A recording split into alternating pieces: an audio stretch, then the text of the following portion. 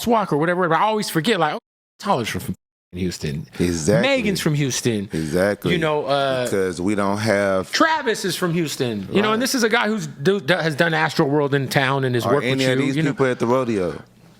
That's fair. Or any of these people at the rodeo, or any of these artists performing at the rodeo, any of the last 10 artists that you just named, except for one, LT. That's real.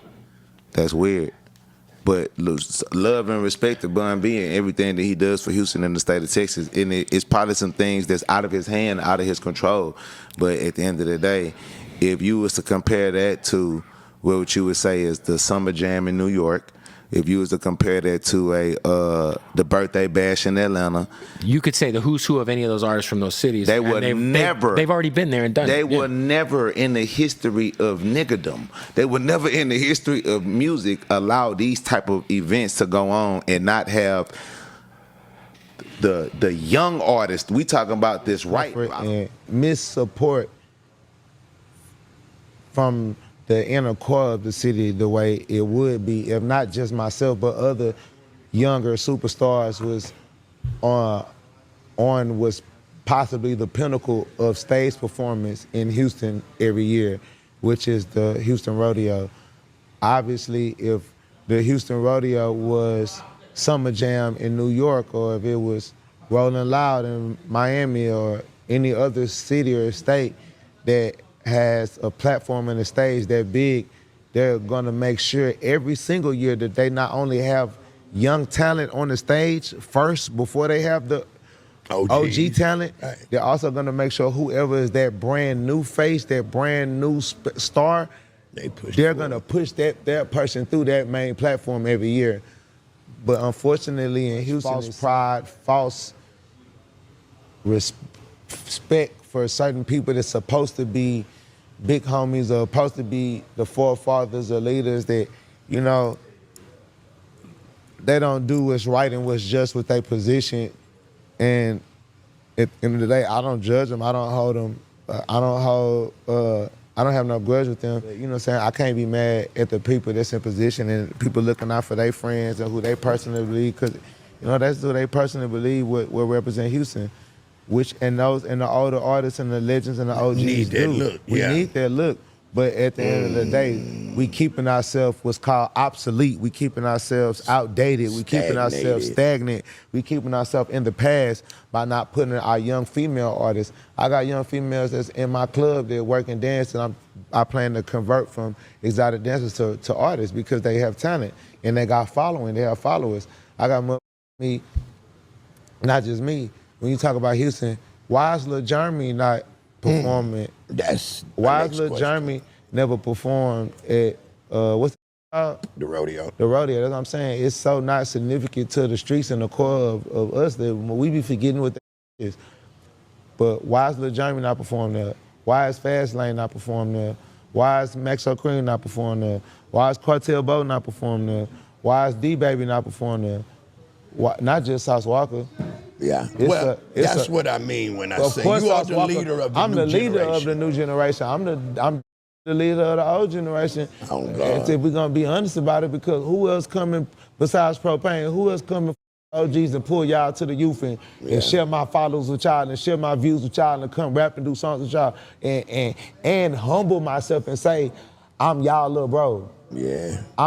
I'm the new screwed up clique. I'm sauced up clique. I'm underneath y'all, but I can never be what y'all was, or I'm say Splish House. I'm the new what Swish House was, and bringing the North Side and the South Side together. That's how TSF came out as a North Side and the South Side clique together. Oh, yo, it's Big Ed, the spokesman, man. We back. Another edition of Urban Politicians TV, UPTV. Make sure you stay on your pivot at all times, man. Had to come tap in as this conversation been getting a little steam out here in the H-Town streets and also on the blogs and in the comment section, different streams as well, where people are giving their opinions and their feelings about the gap between the younger generation and the older generation, which that did already happen throughout the years on the internet. We done had a few splats with that, but this one right here with the Rodeo after Sauce Walka did this recent interview with One-on-One with Mike D. And I had a link in the description where y'all can watch that in full.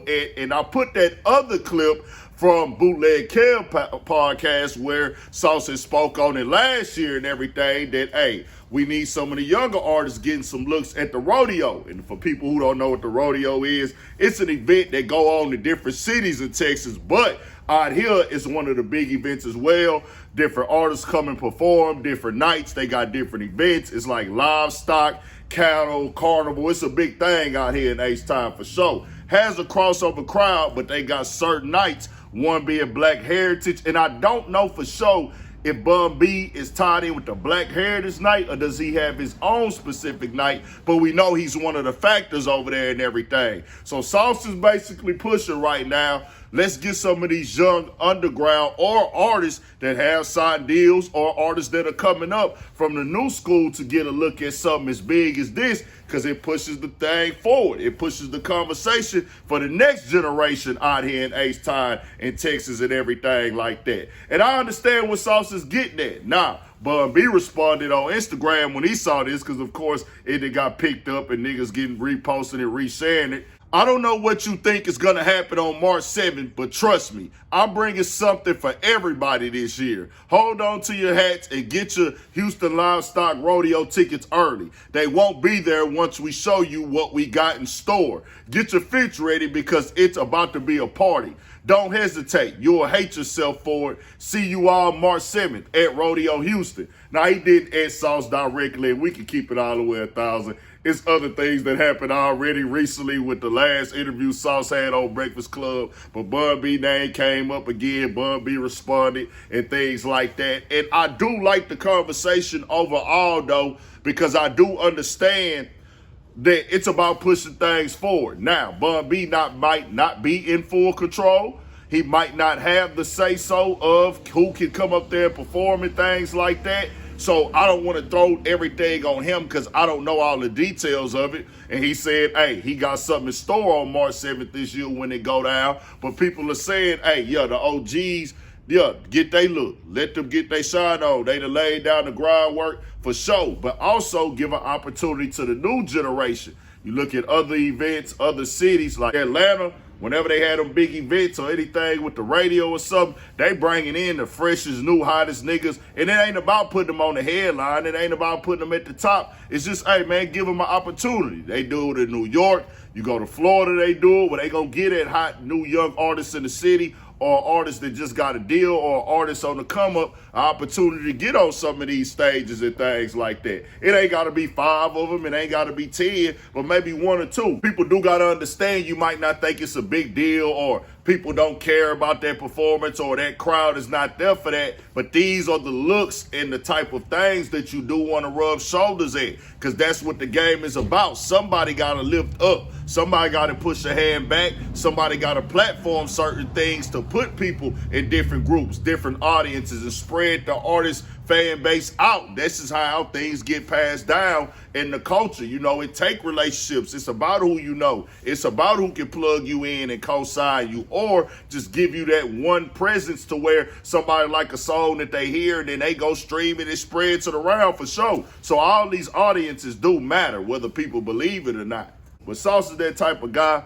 He gonna push and promote this generation and the next generation of artists that's on the come up. Just saying, hey, bro, let's push it forward, man. Let's keep passing that torch. Let's keep us fresh and new. We gonna give respect to the OGs as we should, but also show us the love too. Sauce has been the nigga that put the North and the South together with his movement of the Sauce Factory lifestyle and how they been pushing and everything like that from day one. He ain't never divided the sides or nothing like, hey, nigga, let's get this. We moving as a unit. We putting on for the whole city. He always, you know, embrace and promote and shout out the OGs as well. So I get what he said. I don't think it's no harm in it at all. It's just a point where it get clipped up, names get mentioned, get pushed to the internet. Somebody might feel a way about it, but it's all good. It's all about growth. It's all about getting out there how people feel and things like that. So I'm with it, bro. Anything for the city to win and go up as a whole, from the older generation to the newer generation, to what in between, let's get it. It's all green.